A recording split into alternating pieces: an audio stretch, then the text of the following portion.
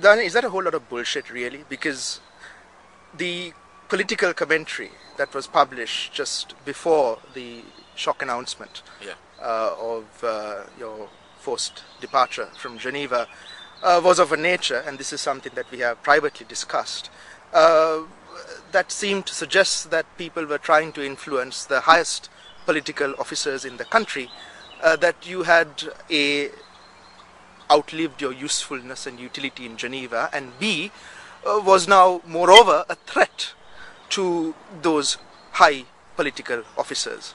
So let's cut to the chase. Yeah, I mean, you're not a Godfrey. You're not any of those eminent people that you spoke of earlier, and you are a victim of your own circumstances. Now, those circumstances are such that you've had to leave Geneva at a time, at a moment when it would seem to be, for the logical, rational thinking mind, an inopportune moment to have you leave. So what is going on here? Well, it's been a bit of a shock to my peers here in the diplomatic community, I must say. And whether it's adversaries or allies, they've all said, how is this possible so soon after the special session and the victory and the role you played and so on and so forth.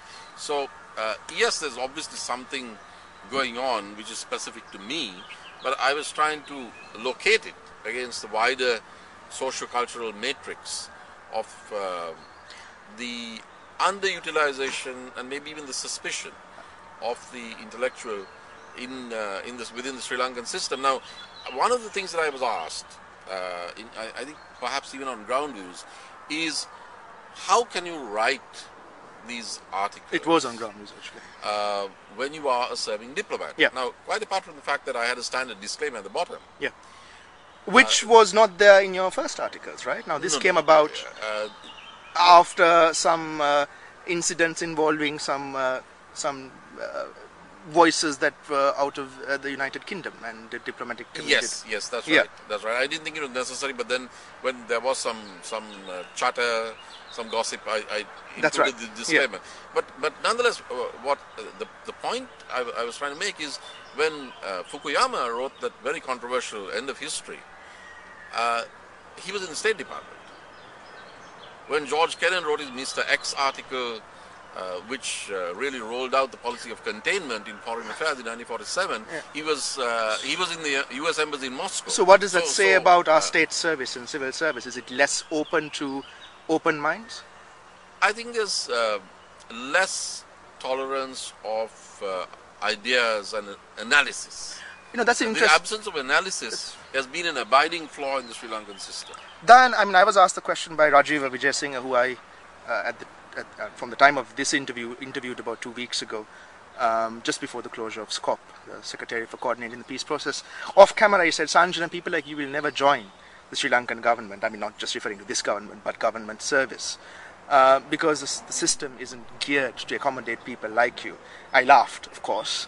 But this is a question that has been asked of me by youth I have worked with. Now, if the example of your departure from Geneva is anything to go by, really, Dayan, what hope, what message are we giving to those who are willing to come into this profession, not perhaps as political appointees, or there's nothing wrong with that, but as to diplomatic service with the knowledge of what has happened to you? I mean, is there any incentive really? Well, it's a negative message. It's a negative message. And as they say in French, pourquoi? Well, why? But in answer to your immediately preceding question, what kind of message? It's a negative signal. Yeah. And it worries me because I see a very dangerous disconnect between what we may call the more sophisticated urban social strata, the westernized, the professional classes, the educated, and the system. Now, this is not all the fault of the system. I have said on your website and other places that I think that the metropolitan social strata should have identified far more with what was a national project of defeating the Tigers. But that having been said, I'm very worried about what I see as an attitude towards Colombo and towards the urban centers and the urban social classes, the attitude that it's somehow enemy territory, that it's the next Kilinochi or Muletibu or Muldevaikal or whatever. And on the flip side of that, Colombo regarding itself almost as having seceded psychologically from the rest of the country and the state. Now that is damaging, because these social strata, these young people, whether they are educated overseas or educated in Sri Lanka, these transnationalized or internationalized cosmopolitan youngsters are our bridges to the outside world. And this is true not just of the West, this is true of India.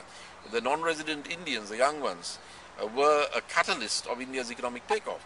China, which is upheld as a model by many who don't really know or seem to know what the Chinese are doing, China has, as a policy, sent its youngsters out to the West, educated them and brought them back. But also have schools in the country. And it has foreign universities in the country, in China. So these classes, these strata are vitally necessary as bridges, as the vanguard of modernization, of integration with the outside world, of mainstreaming into the 21st century world. And yes, episodes of this sort send a negative signal. It just widens the social gaps, because there is a social Cold War, and that's a Cold War that has to end if we are to get together once again as a country and move forward. But even as we listen to you, Dayan, in the interview that you had with David Blacker, you mentioned a line that stood out for me as quite poignant, and I mean this quite genuinely. You said, "What is a little sad is that I seem to have lost the confidence of the president." That's damning, man. If you've lost the confidence of the president, and if many saw you and your championing of the 13th Amendment in particular, which I'll come back to later, but saw that as progressive, despite or in spite of what you had championed during the war, if you have lost the confidence, as you yourself say, of the chief executive, who, as we all know, makes all the rules, plays all the games, and is basically the gatekeeper and the king, the king, who rules all the other pawns, two questions arise, and of many others, I suppose. What is your future when you go back? What do you expect to be doing? What can you do? And my follow-on question actually will lead on then to a discussion on the 13th. What is the future on the 13th of the 13th Amendment? But maybe we could start by the first. I mean, what now, really? If you lost the confidence of the president. The answer that I gave David was because I didn't want to get into this game of speculation as to whether it was the foreign minister who got rid of me or not. I mean, yeah. Let's get into the game. It's probably like the murder on the Orient Express. Let's get into the game. That's a game I want to get into. Well, whoever was gunning for me for whatever reason, I'm lucid enough and enough of an analyst to confront the reality squarely, and that is that the president must have given the green light at some point. I said, however... But were you suckered, man, in the game? Were you suckered in the game? I mean, this was the game too big? I mean, were there players who wanted you out and you struck out? Who were these players? Why? I mean, let's be undiplomatic. I don't think I struck out, because my objective was not to stay in this job forever. I mean, it's not that I was looking for an exit, but my primary persona is, as David and as even HLD Mahinda Rajapakse, a critic of mine, says, is as an intellectual, as a public intellectual. And I've played a role in what I believed and still believe was essentially a just war. But I also stood for a just peace. No, but whatever you stood for, you were coherent, you were articulate, and you made sense. That is not some things, qualities I can point to in your colleagues in the Foreign Service, and very highly placed. Now, that is a compliment, Dayan. Thank you. But unfortunately, that also seems to be an undoing. I wasn't going to rest on my laurels, Sanjana.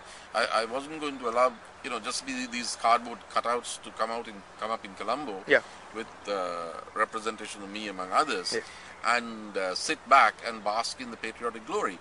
I wanted to invest and risk some of that political capital in pointing out what we have to do as a state, as a society, in order to consolidate the military victory. Man, that political and in order to capital heal is the wounds. expended very quickly. It seems to have been expended in the eyes of the leadership of the state for whatever reason, but I think it was capital well worth risking. So you don't, no regrets? No regrets. Yeah. If you ask me, do I regret having expressed my views on the implementation of the 13th Amendment in the way that I did and at the time that I did? Absolutely not.